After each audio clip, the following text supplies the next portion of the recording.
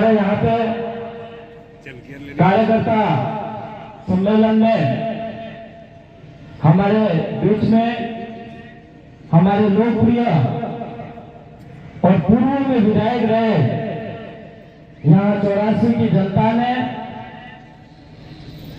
राजस्थान में परसेंटेज में first number पे वोटिंग करके 84 विधानसभा से भेजने वाले राजकुमार जी, और इसके बाद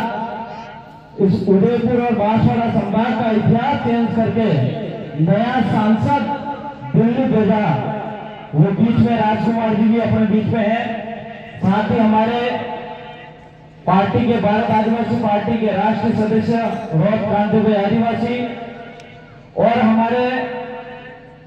भारत आदिवासी पार्टी के प्रदेश अध्यक्ष भाई श्री रमेश जी महिला साहब, और हमारे स्थानीय जिले डूंगरपुर जिला के जिला अध्यक्ष भाई श्री अंतोष भाई, और यहाँ पे तमाम जो कैंडिडेट तीनों और कार्यकर्ता, मेरी ओर से आजपुर विधानसभा की ओर से खूब खूब धन्यवाद जोहार करना चाहूंगा। मेरे से पहले काफी सारे वक्ताओं ने बात रख रहे थे और मैं भी कुछ बातें रखना चाह रहा था और रखूंगा। ये 84 की हवा जब से घूमी है तब से कम नहीं हुई है। राजकुमार जी पहले जो लगभग 12 से 15 हजार वोटों से जीते थे और उस समय में सेकंड पोजीशन रहा था, लेकिन इसके बाद फिर 2023 के अंदर 23-24 के अंदर चुनाव लड़े तो उसी वोट की लीड के वोट को 3 गुना आप 84 की जनता ने जिता के 84 से जयपुर भेजा था। यहाँ पे कई लोग अभी 84 की हवाओं को कम करने के लिए कांग्रेस और बीजेपी के लोगों ने इस तरह से चूहे छोड़ रखे हैं। ये अपना होगा देखने के चूहे छोड़ रखे हैं हवाओं को खराब करने के लिए कि 84 के अंदर गुटबाजी हो रही है। 3 कैंडिडेट थे पहले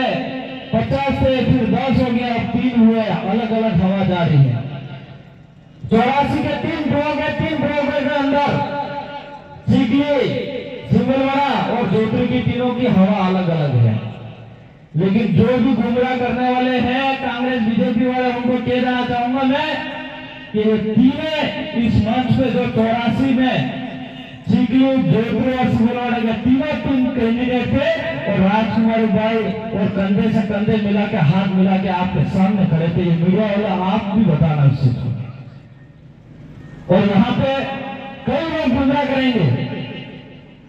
क्योंकि 84 से ज्यादा हमारे दूसरी पड़ोसी विधानसभा में हवा ज्यादा आती है। कई लोग दुकानदार भी कहते हैं कि उपचुनाव में हमें सत्ता पक्ष ही पार्टी सीट ले जाएगी, लेकिन मैं कहना चाह रहा हूं कि राजस्थान के अंदर जितनी भी उपचुनाव सीट होगी, मीडिया न्यूज भी ये कह रही है एक भारतीय जनता पार्टी के अंदर सीट दी जाएगी, क्योंकि पूरी कहीं कहीं हमारी 84 की जो सीट थी ये भी यथावत रहेगी और जो सवंबर के अंदर जो नई सीट अभी बहुत जल्द भारत आदिवासी पार्टी के खाते के अंदर भी आएगी। और जो दूसरी है वो भी कहीं कहीं दिखाई दे रहा है। आज 84 की जनता पे एक इज्जत बची हुई है। हम लोग यहाँ पे बोल रहे हैं, इतनी ताकत से बोल रहे हैं कि 84 की जनता ने जिता के सबसे पहले राजकुमार जी को संसद एमएलए बना के भेजा था और उन्होंने वो काम करके दिखाया जो उनकी वजह से हम 3 विधायक दूसरे निकले। और आज मैं फिर से कह रहा हूं कि 84 की जनता को ये नहीं सोचना है कि राजकुमार जी नहीं है तो आपने थोड़ा दिला रही है सोचो करनी। हमारा भाई एक और जिता के भेजा है और हम भी जो कमी महसूस करते हैं, विधानसभा के अंदर 3 विधायक हैं हम और हम भी 4-5 विधायक हुए, क्योंकि આપણે કહેવતમાં કહેતું है चाहे नारियल वहाँ આપણે चाहे कई पासों में बात करो, તે भी बाप दादा ढोकरा कहता कि 3 है काम नहीं मेरा बराबर, 5 जना छोड़ पड़े ठीक नहीं कैसा ना। तो मैं यही चाहूंगा कि 84 जनता और सोलंपुर की जनता से यही कहना चाह रहा हूँ, राजस्थान विधानसभा के अंदर हम 3 है, आप 5 करके दे दो, ये मैं चाहूंगा। तो कहीं कहीं हमारी भी ताकत रहेगी और हम जरूर हमारे सांसद साहब के नेतृत्व में काम करें, पार्टी के नेतृत्व में काम करेंगे।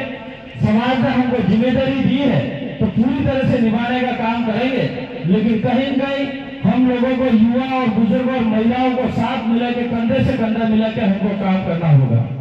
एक छोटा सा उदाहरण मैं देना चाहूंगा। अपने समाज की ताकत को तोड़ने के लिए उन लोगों ने कई प्रकार के तरीके अपनाए हैं इस एरिया के अंदर, लेकिन फिर भी हमारी जनता की ताकत नहीं टूटी है। अभी ये लोग कुछ युवाओं को अलग दिशा में ले जाना चाह रहे हैं, बुजुर्गों को अलग दिशा में ले जाना चाह रहे हैं, महिलाओं को अलग दिशा में ले जाना चाह रहे हैं। महिलाओं को व्यक्ति बना के बहाने के मार्फत से हमारी सरकार ये कर रही है, यूं करके अलग रह जाने का काम कर रहे हैं। बुजुर्गों को युवाओं के प्रति गलत युवा इस एरिया के अंदर वातावरण फैला रहा है, यूं करके बुजुर्गों को भड़काने का काम कर रहे हैं, युवाओं को बुजुर्गों के प्रति भड़काने का काम कर रहे हैं। ये तीनों के अलग अलग भड़काने का काम किया जा रहा है। लेकिन मैं कहना चाह रहा हूं, आपने पहले जो पावर साफ्टी थी, पुराना जमाना में बैटरी थी, ये एक बैटरी लादी बैटरी आती थी और 3 सेल आता था बनाना, और वह तीनों सेल अगर उल्टा रहता तो लाइट लगती नहीं,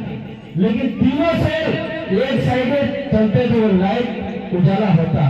तो मेरा यही कहना है, बुजुर्ग और युवा और महिलाओं को एक ताकत से हमको टॉर्च की तरह एक ही लाइन में रहेंगे तो जरूर हमारा 84 के अंदर उजाला भी होगी, और यहाँ से विधायक हमारा जयपुर के अंदर हमारे साथ आवाज उठाएगी 84 की जनता की, ये मेरा विश्वास है। इसलिए आप सभी से निवेदन है, मैं ज्यादा कुछ आज बोलना नहीं चाहूंगा, क्योंकि आज की अभी कुछ समय पहले हम जिला परिषद में बैठक थी और इससे पहले कई सारे अलग अलग मुद्दे भी उठा रहे थे हम, और अभी वर्तमान जो हवा चल रही है, हमारे जिला अध्यक्ष साहब भी बता रहे थे कि कहीं कहीं सरकार इस भारत आदिवासी पार्टी से इतनी डरी हुई है जो कोई कल्पना नहीं कर सकता है। आज से 5 साल पहले या 10 साल पहले इस एरिया के अंदर मुख्यमंत्री कोई आने के लिए तैयार नहीं था। 5 साल में एक बार मुख्यमंत्री आता था और देश के राष्ट्रपति शायद इस एरिया को भी नहीं थे। लेकिन जब से भारत आदिवासी पार्टी जीती और ताकत बनी, तो आज सीएम 5 साल में एक बार में, साल में 6 से 7 बार सीएम आ रहा है। वो भारत आदिवासी पार्टी की ताकत है। इसलिए साथियों, हमारे भारत आदिवासी पार्टी के डर के हिसाब से सरकार के सीएम और मंत्री यहाँ का प्रभारी मंडल बना दिया है, वो सिर्फ अपने आदिवासी समाज की एकता और ताकत को तोड़ने के लिए और आदिवासियों की आवाज, एससी ओबीसी माइनॉरिटी और जो दबी हुई आवाज है उसको दबाने के लिए यहाँ के प्रभारी बना दिए। ये प्रभारी हमारे भारत आदिवासी पार्टी को रोकने का काम करने का काम कर रहे हैं, लेकिन एरिया के अंदर विकास किस तरह से होना चाहिए इस पे बात करने के लिए तैयार नहीं है। आज हमारे इस 84 के प्रभारी मंत्री साहब टीआरई मंत्री है,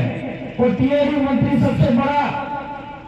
पोस्ट है, मंत्री पोस्ट है, और सभी विभागों के अंदर विकास का पैसे दे सकते हैं, लेकिन हमारे इस एरिया के अंदर हॉस्टलों में सही तरह से हमारे बच्चों को खाना नहीं मिलता है, उस पर हमारे मंत्री साहब बोलने के लिए तैयार नहीं है। लेकिन यहाँ 84 के अंदर